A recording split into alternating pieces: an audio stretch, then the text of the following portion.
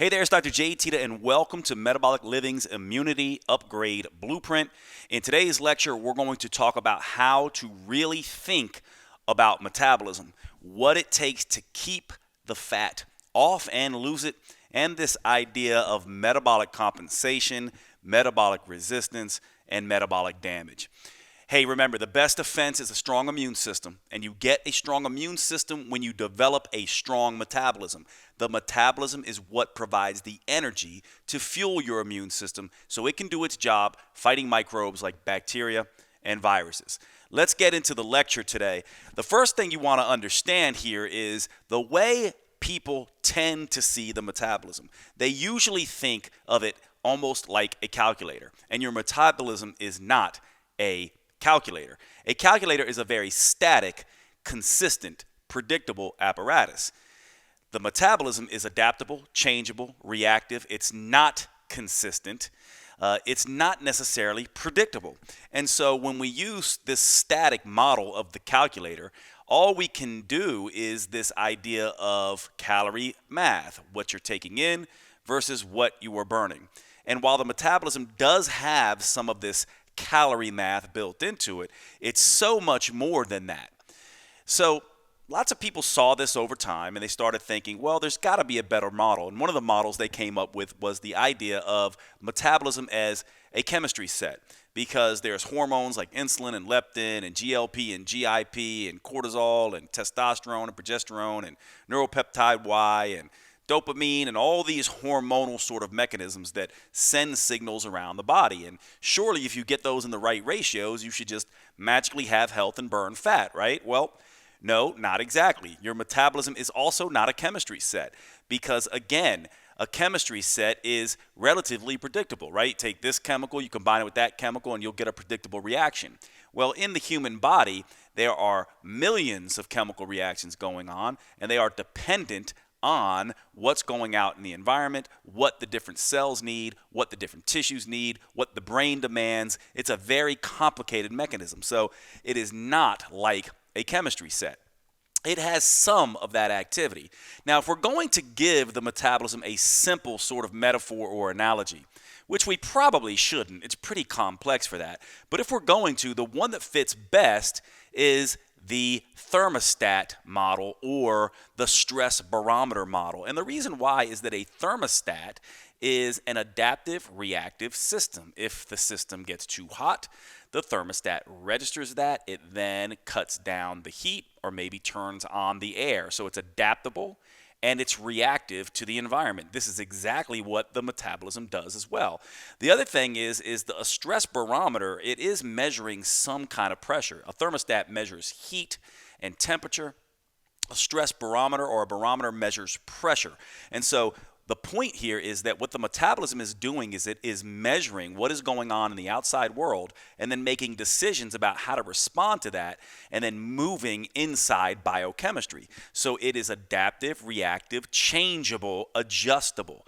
This is what you need to know. And this starts to make sense, right? This is why when you go on a diet and things like that, you go, oh my gosh, I was doing fine for 4 days. Now all of a sudden, my sleep, my hunger, my mood, my energy, my cravings, my schmeck is going out of check. What is going on? What happened? Well, it's because your metabolism registered the stress or the heat or the temperature change and is adjusting. And this is a key, I would say, critical aspect of understanding your metabolism. Your metabolism is always changing. Therefore, you want to learn to change with it and at least read the signals that it is sending.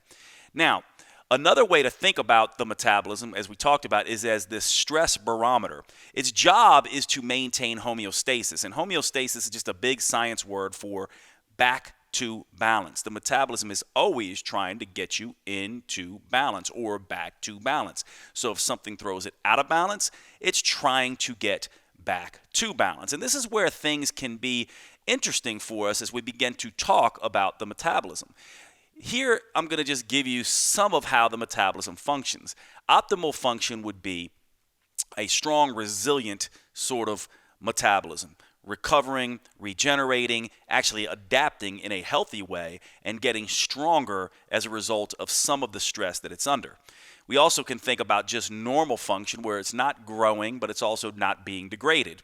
And then there's this really interesting term that science uses called eustress. Eustress is sort of this acute stress, not long lasting, that is stressful enough but not too stressful to actually trigger the body or the metabolism to grow. And so eustress is actually a good thing. You may think that no stress is what we want on our metabolism, but the truth is we want to expose the metabolism to some change, to some stress, so that it can adapt and react and get stronger and more resilient. We just don't want that stress to become too much or hang around for too long. When that happens, you start moving the dial into distress, dysfunction, and disease. And so this is where the idea of short, controlled, smart stresses like exercise can be very good and healthy for the metabolism. But long, over-stressful situations that become chronic can degrade metabolic function and immune function.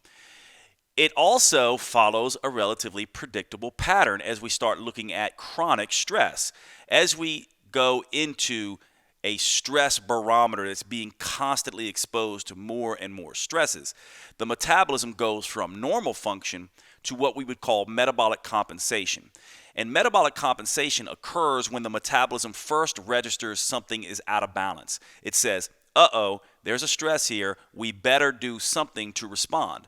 And what's interesting about the way the metabolism responds is it is almost always diverting back to its ancient stress survival software, which for our ancient humans was the starvation response. And so whenever there's stress, chronic stress, it usually impacts things like sleep, hunger, mood, energy, and cravings. These are the first ways the metabolism will try to get back to balance. It will try to sleep more. It will change your mood to be less motivated, perhaps, or more motivated.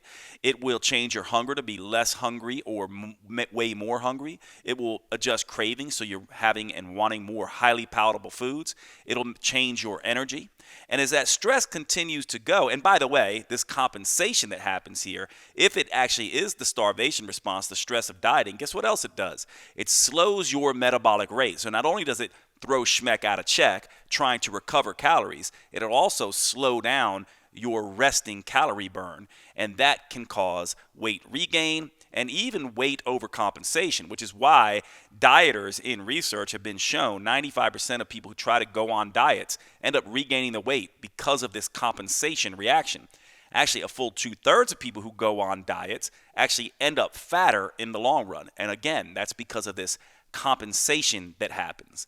Now, if you keep putting the system under stress, if you keep going with, let's say, the couch potato model or the over-exercise dieting model or just chronic sleep deprivation or those kinds of things, you hit what I would call metabolic resistance. And metabolic resistance is that place where sleep, hunger, mood, energy, and cravings are definitely out of check.